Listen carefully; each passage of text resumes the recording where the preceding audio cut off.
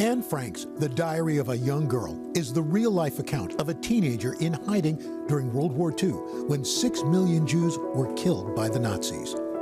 Today, more than 1 million people a year visit the Anne Frank house in Amsterdam. But for the first time ever, the secret annex where the Frank family hid with the Van Pels family and Fritz Pfeffer has been recreated and brought to New York City. The executive director of the Anne Frank House, Ronald Leopold, gave us an exclusive look at this immersive exhibition at the Center for Jewish History. Anne Frank was a teenager. Is that, in a sense, the target audience for this? We have designed this exhibition for a general public. But yes, of course, we are gearing it towards young generations. She is their voice. Anne Frank, the exhibition, invites visitors to step into Anne's life in the hiding place, located above her father Otto Frank's business.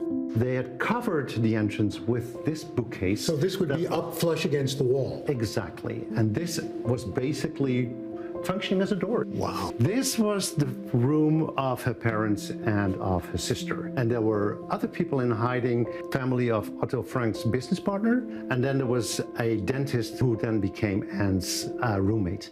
The space has been filled with replicas of what was in the secret annex between 1942 and 1944, but also includes more than 100 original artifacts from the Anne Frank house. Her sister, Margot, she loved to learn. While in hiding, she continued to learn Latin, and these are her notes from a Latin course.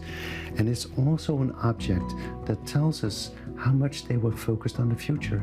Next, Anne's shared room, where she sat at her desk and wrote in her diary, a reproduction on display here. What we see here is that first famous red check diary that she got for her 13th birthday. First weeks when she's still not in hiding with her school friends. And then, of course, after they came here in hiding, it's all a testimony. She actually addressed it with its own name. She addressed it with a name because she was looking for a friend. This diary became her best friend, and she gave it a name, Kitty. The diary gives us an insight in an average teenager. Not just the diary, also the space where we are here. This is her room, and as you can see Hollywood from the stars, clippings, Hollywood stars, royalties. This is the Dutch royal family, Queen Elizabeth II. The diary documented what life looked like not just for Anne, but for all 8 inhabitants of the annex who were arrested after more than 2 years in hiding, all sent to concentration camps around Europe. But only Anne's father, Otto, survived. I remember when I first read it in high school, and I remember thinking, what would she have accomplished as a writer, as a person, had she lived?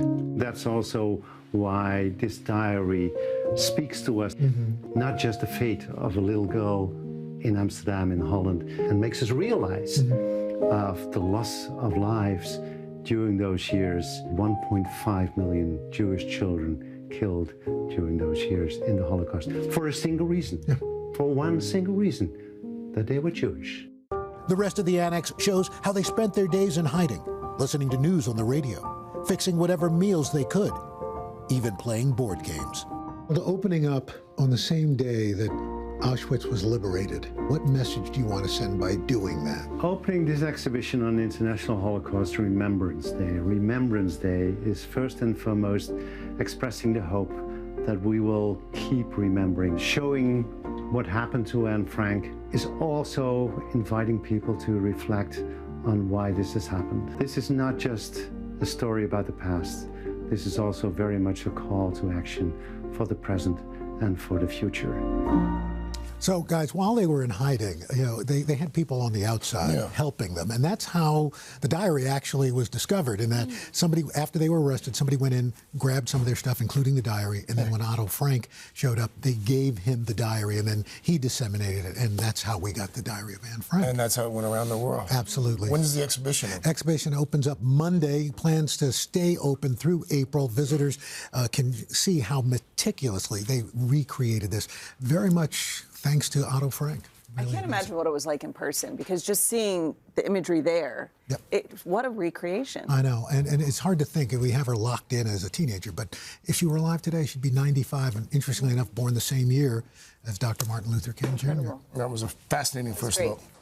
Hey, thanks for watching. Don't miss the Today Show every weekday at 11 a.m. Eastern, 8 Pacific on our streaming channel, Today All Day. To watch, head to today.com/allday or click the link right here.